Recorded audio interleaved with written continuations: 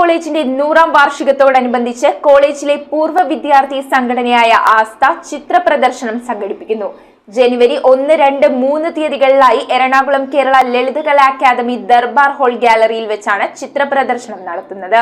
Saint Teresa's കോളേജിന്റെ 100ാം വാർഷികത്തോടനുബന്ധിച്ചാണ് കോളേജിലെ പൂർവ്വ വിദ്യാർത്ഥി സംഘടനയായ ആസ്ഥ വിവിധ പരിപാടികൾ സംഘടിപ്പിക്കുന്നത്. അതിൽ ആദ്യത്തെ സംരംഭമാണ് ചിത്രവർണ്ണങ്ങൾ എന്ന ചിത്ര പ്രദർശനം. ജനുവരി 1, 2, 3 തീയതികളിലായി എറണാകുളം കേരള ലളിത കലാ അക്കാദമി ദർബാർ ഹാൾ ആർട്ട് ഗാലറിയിൽ വെച്ചാണ് ചിത്ര പ്രദർശനം നടത്തുന്നത്. വിവിധ തലത്തിൽ നിന്നും മറ്റു സംസ്ഥാനങ്ങളിൽ നിന്നും പല രാജ്യങ്ങളിൽ നിന്നുള്ള കലാകാരികളായ പൂർവ്വ വിദ്യാർത്ഥികളുടെ കലാപ്രദർശനത്തിനും അവരുടെ കൂട്ടായ്മയ്ക്കും വേണ്ടിയാണ് ചിത്രരചന സംഘടിപ്പിക്കുന്നതെന്ന് പൂർവ്വ വിദ്യാർത്ഥി സംഘടന വാർത്താ സമ്മേളനത്തിൽ അറിയിച്ചു. Aastha president Mridula Sara Varghese, secretary doctor Anu Joseph, saint Teresa's college principal doctor Alphonsa Vijaya, manager reverend doctor sister Vineetha, മുൻ ആസ്ഥ പ്രസിഡന്റ് സുമാ രവീന്ദ്രൻ തുടങ്ങിയവർ വാർത്താ സമ്മേളനത്തിൽ പങ്കെടുത്തു.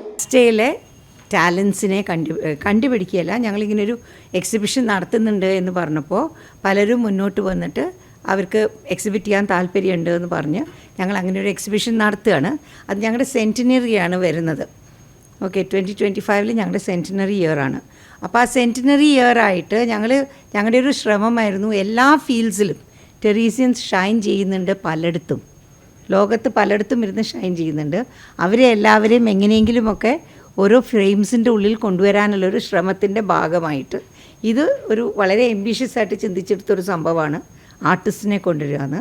20 ആർട്ടിസ്റ്റിനെ കിട്ടിയിട്ടുണ്ട് ഞങ്ങൾക്ക്. അതിൽ 12 പേര് ഓൾറെഡി എക്സിബിറ്റ് ചെയ്തിട്ടുള്ളവരാണ്. അനുരാധ നാലപ്പാട്ട്, ശാലിനിയൊക്കെ നേരത്തെ എക്സിബിറ്റ് ചെയ്തിട്ടുള്ള ആൾക്കാരാണ്. ഓക്കെ, പിന്നെ ഒരു 8 പേര് ആദ്യമായിട്ട് എക്സിബിറ്റ് ചെയ്യുന്നവരുണ്ട്.